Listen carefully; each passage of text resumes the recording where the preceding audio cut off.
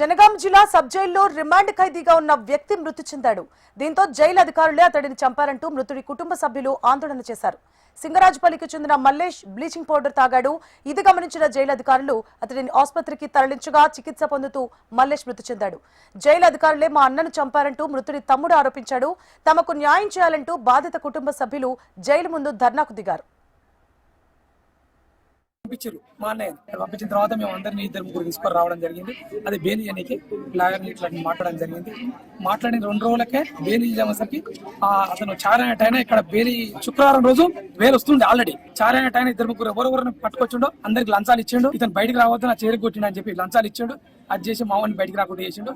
మానసికంగా బాధపడి ఎన్నడూ నేను ఎవరిని ఏమన్నా కానీ ఊళ్ళో మాట్లాడి ఇంతమంది పెద్ద మనుషులు సింగరాజపల్లి లేరా, సింగరాజపల్లి కాదని ఎవరిని అర్జీ చేసిర్రా, ఎందుకు ఇది చేసిండు అని చెప్పి మా అన్న చాలా బాధపడి నాకు చెప్పి ఇట్లా సంగతి అనగానే ఎందుకు ఇట్లా చేసామన్నా ఇందుకే ఇట్లా చేసామనగానే మొన్న సాయంత్రం వచ్చి ఇట్లా సంగతి అని చెప్పంగానే నిన్న సాయంత్రం సార్ ఆల్రెడీ నేను స్టేషన్ పోయినా, దేవునిపల్లి స్టేషన్ ఫోన్ చేద్దాం పంపేదా. అప్పటికే మీ అన్నయ్య మందు పాయిజన్ తీసుకున్నాడు, ఇక్కడ జైల్లో తీసుకున్నాడు అని గవర్నమెంట్ హాస్పిటల్ తీసుకోవడం జరిగింది. మా తమ్ముడు నేను వచ్చినప్పుడు అప్పటికే మా అన్నయ్య సీరియస్ అయ్యాడు. ఆ కమిషన్ కూడా ఎక్కడికి పౌడర్ ఎక్కడిదో మాకు తెలియదు. మరి వీళ్ళు ఇచ్చిన టాయిలెట్లు కడగమని మా అన్నయ్యకి ఇచ్చినట్టు టాయిలెట్లు కడగమని ఇచ్చిరని చెప్పి టాయిలెట్లు కడిగిండు. వాళ్ళని దాచుకొచ్చుకుంది. మరి ఇతను ఎక్కడ పోయిండు అని చెప్పి అప్పటికి దోలాడేసరికి అతను ఆల్రెడీ లొండ కలుపుకొని 1/2 కిలో పౌడర్ తాగేసిండు. మా ఊరే ఆమె నర్సు అప్పటికి మేము వచ్చేసరికి కొంచెం కక్కించింది. ఆల్రెడీ సీరియస్ అయిపోయాడు. సీరియస్ అయినప్పటికీ మరి హైదరాబాద్ కన్నా ఎక్కడికైనా తరలించిన అయిపో నువ్వు వస్తున్నా 2-3 గంటలు ఇక్కడనే ఉంచడం జరిగింది. ఇక్కడనే సీరియస్ అయ్యేసరికి ఎంజిఎం రాసిరు.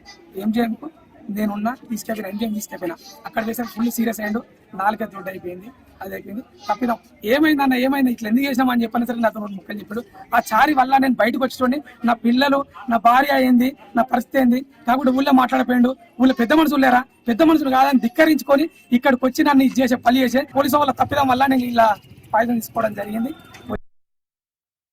జైలు అధికారులే పట్టించుకోకపోతే ఆత్మహత్య చేసుకోవడానికి కావాల్సినటువంటి పుష్కరమైన అధికారులు జైల్లో ఉంచితే నిజంగా ఈ హత్య జైలు అధికారులే చేసిందని మేము అంటున్నాము.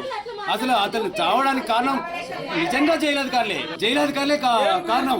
కాబట్టి ఖచ్చితంగా జైలు అధికారులను సస్పెండ్ చేయాలనేటువంటి మా ప్రధానమైన డిమాండ్ కూడా